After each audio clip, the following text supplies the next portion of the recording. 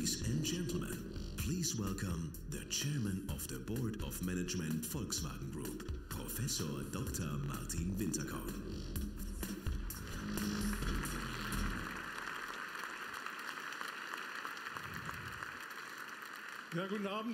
Good evening, ladies and gentlemen. Thank you for the friendly reception.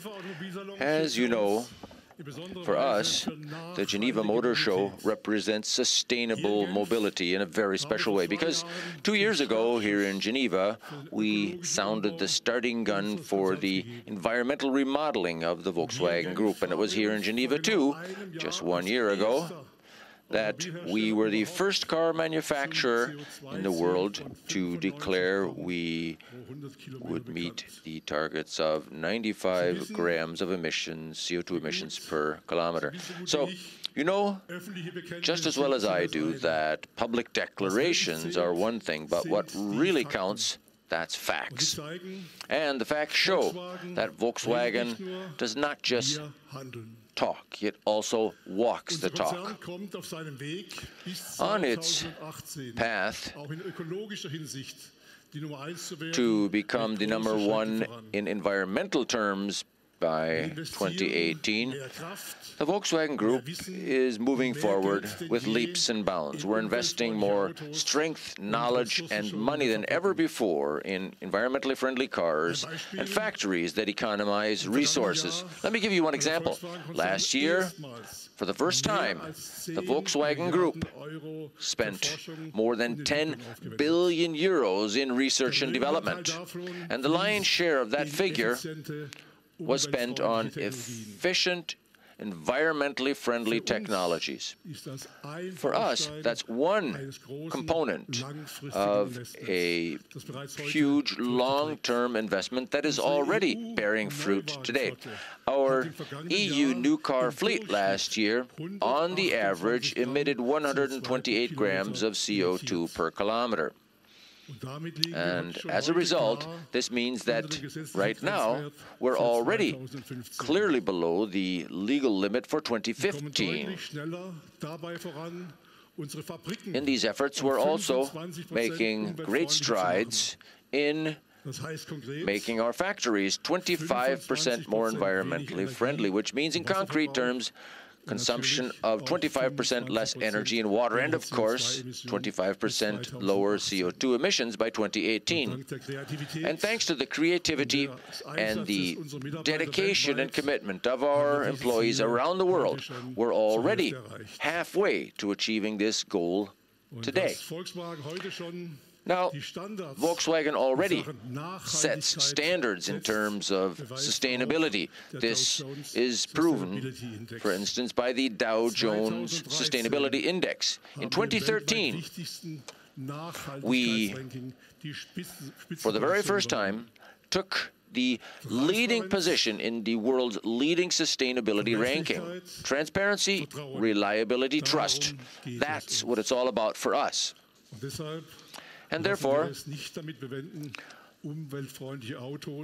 I think it's important that we don't just build environmentally friendly cars and environmentally friendly factories. We think mobility and we create mobility holistically, from energy production on through to development, production, sales, the operation of vehicles, and even all the way on through to the recycling of vehicles, with an environmental strategy that is binding and measurable and anchored in all brands and regions of the Volkswagen Group, with a very broad and refined powertrain strategy, from the diesel engine, the spark ignition engine, on through to the natural gas engine, the pure electric vehicle, and as you saw today, all the way on through to the plug-in hybrid.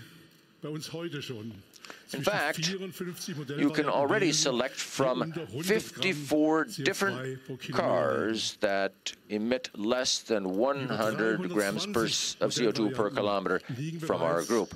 And we already have more than 320 variants.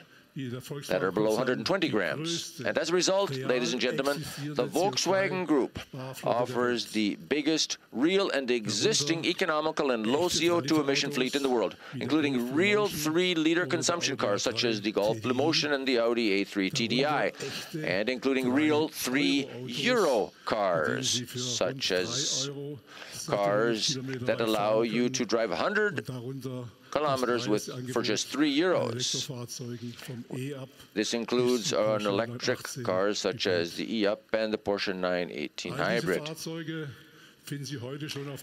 Now, all of these cars are already out on the road, and all of these cars have already been sold tens of thousands of times and are owned by our customers now. And ladies and gentlemen, we're going even further than that. Very soon, there will be numerous further efficiency models such as the Audi A8, the A6, the Q7, and the Volkswagen Passat available as plug-in hybrids. And because this technology has a great future in store for it, and because, not least, it offers all sorts of dynamism and fun driving. And, ladies and gentlemen, this point is very important for me, because environmental friendly mobility, the way we see it, does not mean you have to do without. Mobility, the way we see it, appeals to both things. That is, it appeals to our minds and our emotions, the automotive heart we all have. And of course, we are continuing to work unabated with passion and pleasure on our big, powerful vehicles, all the way up to and including 10 and 12-cylinder cars. And of course, we are continuing to systematically trim all our engines to make them more efficient, because we are persuaded that this very special fascination with cars like this is something that there will always be room for.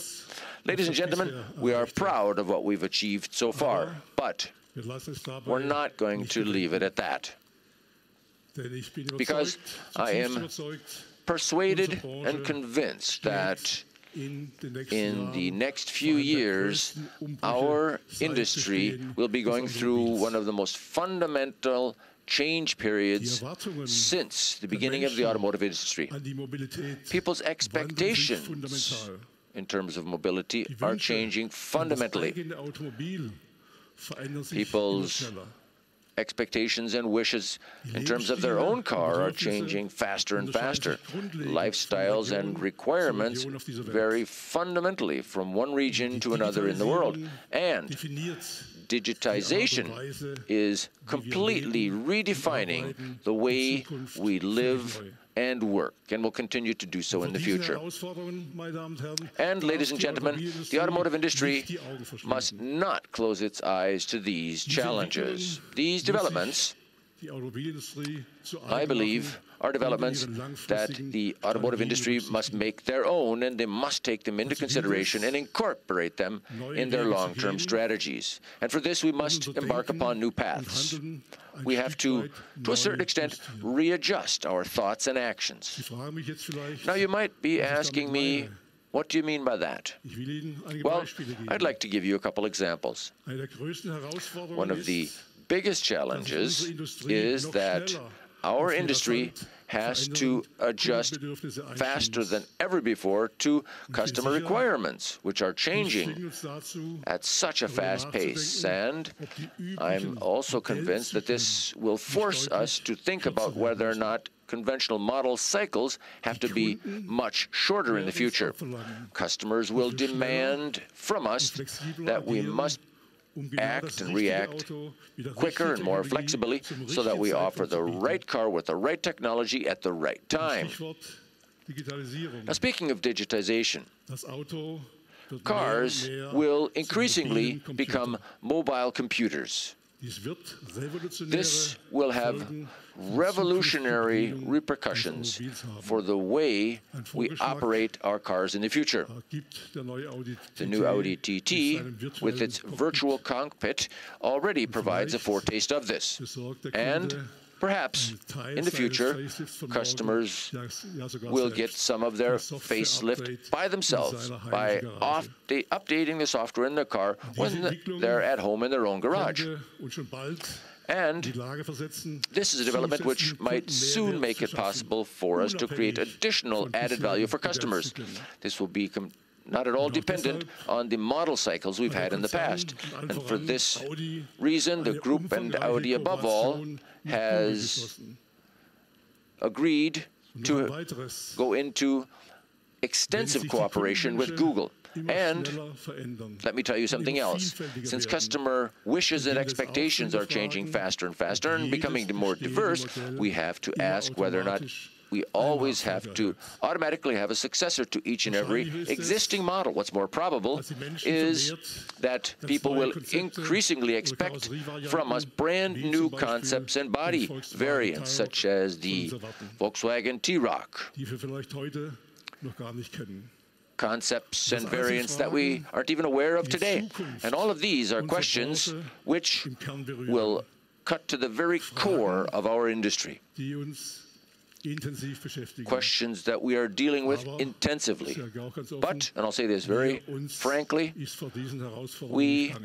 I are not fearful, and am not fearful of these challenges, because with our modular systems, we already have the key to solving these challenges in our own hands, because our modular systems make it possible for us to develop and to build our cars faster, more flexibly, and more economically than in the past. And they make it possible to offer, for us to offer more variety and to profitably implement niche models, and they make it possible for us to introduce all innovations and all types of power systems, drive systems, very quickly in all segments and in all brands. Ladies and gentlemen, all of these questions and issues are included in a very big new program for the future that we are kicking off now in the Volkswagen Group, and we call this Future Tracks. Because our Future Tracks initiative will bring together the brightest minds and the best developers in the entire group to find answers to the major challenges that the automotive industry the world over is facing. Future Tracks. Even the name of our group evening today shows that the Volkswagen Group is already traveling on future tracks, the road into the future. I'm very pleased that all of you will be accompanying us on these future tracks. I hope that will be the case. And now, I hope you have a very successful 2014 Geneva Motor Show, and I hope we all have a wonderful evening together. Thank you.